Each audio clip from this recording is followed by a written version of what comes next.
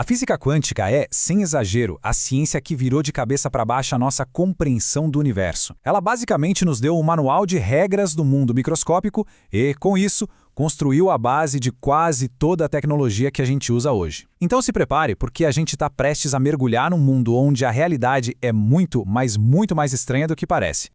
Para começar essa nossa análise, vamos direto ao ponto, com a pergunta mais fundamental de todas, uma pergunta que a física quântica nos obriga a fazer.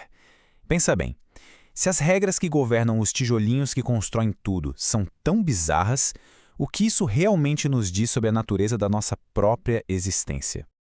E aqui a gente já encontra o grande conflito. A nossa experiência do dia a dia acontece no mundo clássico, sabe? Onde as coisas são previsíveis, sólidas, contínuas.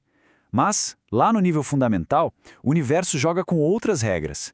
No mundo quântico, tudo é uma questão de probabilidade. A matéria não é bem sólida, mas sim vibrante, e a energia vem em pacotinhos. Tá, mas como a gente chegou a essa conclusão maluca? Bem, tudo começou lá no finalzinho do século XIX, quando aquelas leis da física clássica, tipo as de Newton, que pareciam perfeitas, de repente deram de cara com alguns problemas que elas simplesmente não conseguiam resolver. A física clássica era fantástica, por exemplo, para descrever a órbita de um planeta. Mas tinha um problema bem constrangedor. Ela falhava feio ao tentar explicar a luz emitida por um objeto quente. A teoria dizia que o objeto deveria emitir uma quantidade infinita de luz ultravioleta, o que, claro, não acontece. Esse erro monumental ficou conhecido como a catástrofe do ultravioleta, e era um sinal claro de que a física, como a gente conhecia, estava quebrada. E a solução veio de um cara chamado Max Planck, com uma ideia que na época soava quase como uma heresia. Ele sugeriu que a energia não flui de forma contínua, tipo água saindo de uma torneira. Não.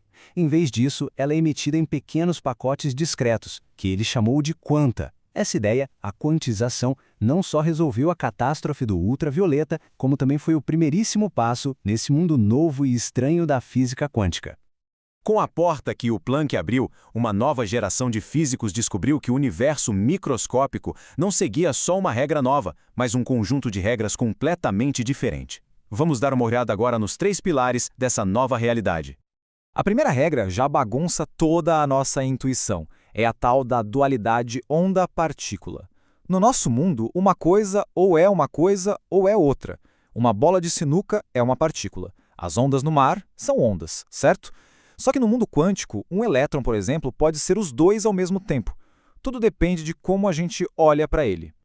E a prova disso vem do experimento mais famoso da física, o da dupla fenda. Se a gente observa os elétrons, para ver por qual fenda eles passam, eles se comportam direitinho como partículas e criam 2 linhas na tela lá atrás.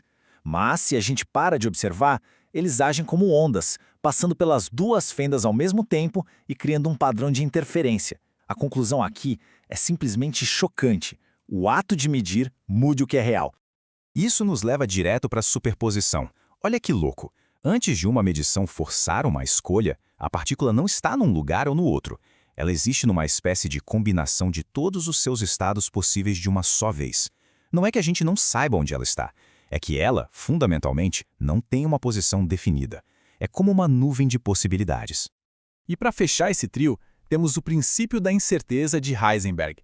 E o ponto mais importante aqui é que essa incerteza não é um defeito dos nossos aparelhos de medição, não, é uma lei da natureza. Quanto maior a precisão com que a gente mede a posição de uma partícula, menor é a precisão com que a gente pode saber o seu momento, ou seja, para onde ela está indo e com que velocidade. Existe um limite fundamental para o que podemos saber. E se tudo isso já não fosse estranho o suficiente, vamos agora para o fenômeno que o próprio Albert Einstein achou tão bizarro que ele deu um apelido para ele: fantasmagórico. Essa frase famosa de Einstein descreve perfeitamente o emaranhamento quântico. Ele não gostava nada dessa ideia. Ele achava que essa conexão instantânea violava o limite da velocidade da luz e que devia ter alguma explicação mais simples por trás. Acontece que décadas de experimentos provaram que o universo é, de fato, estranho desse jeito.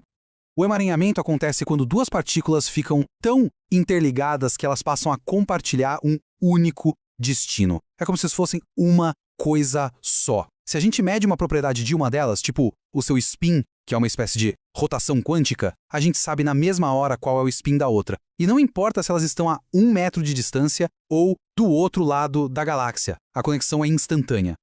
Por muito tempo, cientistas, incluindo Einstein, se perguntaram se não existia alguma variável oculta, alguma informação secreta que as partículas carregavam e que explicava essa conexão. Mas aí vieram os experimentos baseados no Teorema de Bell, que provaram que não tem informação escondida. A conexão é real, é instantânea e desafia totalmente a nossa noção de espaço. O universo é, em sua essência, não local. Ok, a gente já viu que a teoria é profunda, estranha, quase inacreditável. Mas e daí? Por que isso importa no nosso dia a dia? Bom, porque sem essa estranheza toda, o mundo como a gente conhece simplesmente não existiria. Pensa só um pouco. O chip do seu computador ou do seu celular, o laser que lê um Blu-ray, os exames de ressonância magnética que salvam vidas, ou até o GPS que nos guia para qualquer lugar, todas essas tecnologias, sem exceção, só existem porque a gente conseguiu entender e aplicar as regras da mecânica quântica. Vamos pegar um exemplo específico que é incrível. O tunelamento quântico. Na física clássica, é simples. Se a gente não tem energia para escalar uma montanha, a gente não chega do outro lado. Fim de papo. Mas no mundo quântico, uma partícula pode simplesmente atravessar a barreira, como um fantasma atravessando uma parede. E as aplicações disso são cósmicas. O Sol só consegue brilhar porque os prótons lá no seu núcleo tunelam através da barreira de repulsão elétrica e conseguem se fundir. E aqui na Terra, a memória flash do seu smartphone usa exatamente o mesmo princípio para guardar dados, prendendo e liberando elétrons através de uma barreira isolante. É a quântica no nosso bolso. Agora, um ponto muito importante. A natureza tão bizarra da física quântica, infelizmente, a torna um alvo fácil para a pseudociência. Por isso, é absolutamente crucial separar o que a ciência de fato diz daquilo que algumas pessoas gostariam que ela dissesse. A diferença é bem clara. A física quântica é uma teoria matemática, rigorosa, testada em laboratório com uma precisão absurda. Ela descreve o comportamento de partículas no micromundo. Já o misticismo quântico pega emprestado o vocabulário da física para fazer afirmações vagas e que não podem ser provadas sobre a vida, a consciência ou a saúde.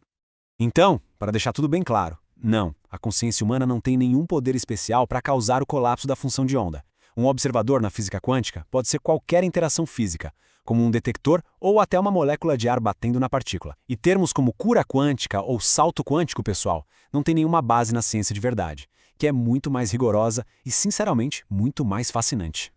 E assim, a gente volta ao começo. A física quântica não nos deu só a tecnologia moderna, ela também nos deu a maior de todas as perguntas.